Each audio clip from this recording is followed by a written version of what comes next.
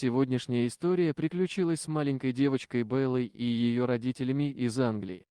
Папа Ли и мама Франческа были счастливой семьей, которые безумно любили друг друга. У них уже был сын, и они были очень рады, когда узнали, что в их семье будет пополнение. Когда маленькая Белла появилась на свет, Ли и Франческа были уверены, они самая счастливая семья на свете. Франческа считала себя женщиной, которой невероятно сильно везет в жизни. У нее заботливый супруг, любящий ее и их детей. Четырехлетний сын Бобби через пару лет отправится в школу. Уже сейчас он проявляет себя, как умный и хорошо развитый мальчик. А маленькая Белла наверняка вырастет и станет настоящей красоткой. Но как это часто бывает в жизни, белая полоса порой прерывается, уступая дорогу черной полосе. В тот момент, когда Белле исполнилось 14 месяцев, с ней начали происходить странности. Она плохо себя чувствовала, сильно и страшно кашляла, у нее начали выпадать волосы.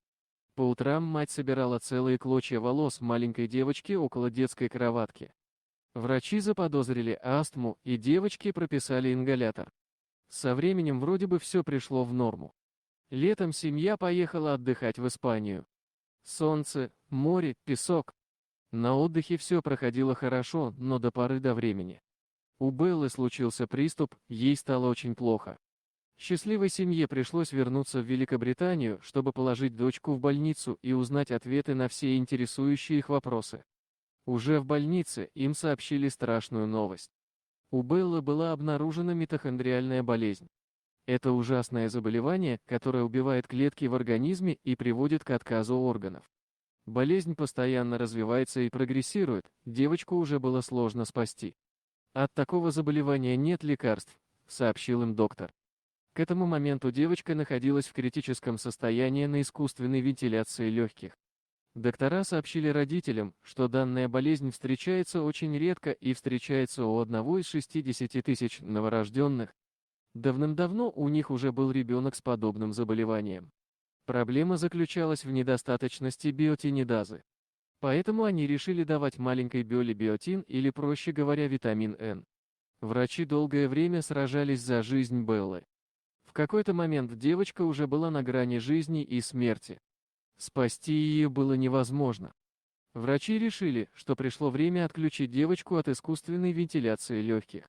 Они сообщили родителям, что 21 июля станет для нее последним днем в жизни. Ли и Франческа собрались в палате своей дочери вместе с ее пятилетним братом Бобом и решили сфотографироваться в последний раз. На этом фото Франческа с мужем поцеловали дочку на прощание. Они остались в палате и не могли проститься со своей малышкой, это было невероятно тяжело. Но спустя 30 минут произошло невероятное, и из палаты раздался детский крик. Как рассказала сама Франческа в интервью о этом моменте, я целовала ее в лоб, чувствовала, как ее рука медленно начинает падать вниз. Но вдруг она резко сжала мой палец и начала двигаться самостоятельно. Врачи, услышав сигнал и крик родителей, быстро забежали в палату. Белла двигалась, ерзала и кричала. Врачи сразу все поняли. Они сказали родителям лучшую фразу, которую они могли бы услышать на тот момент. Кислород он в норме. Кислород приближается к норме. Все были в радостном шоке. Раньше врачи говорили, что она точно умрет, но теперь они думали иначе. Они яростно пытались спасти малышку, 20 минут они боролись за жизнь моей девочки. Я сидел рядом и держал ее за руку. Она не хотела меня отпускать. Она бы никогда не отпустила меня, сказал папа Ли. Прошло уже много времени, и теперь родители Беллы вспоминают то время, как страшный сон.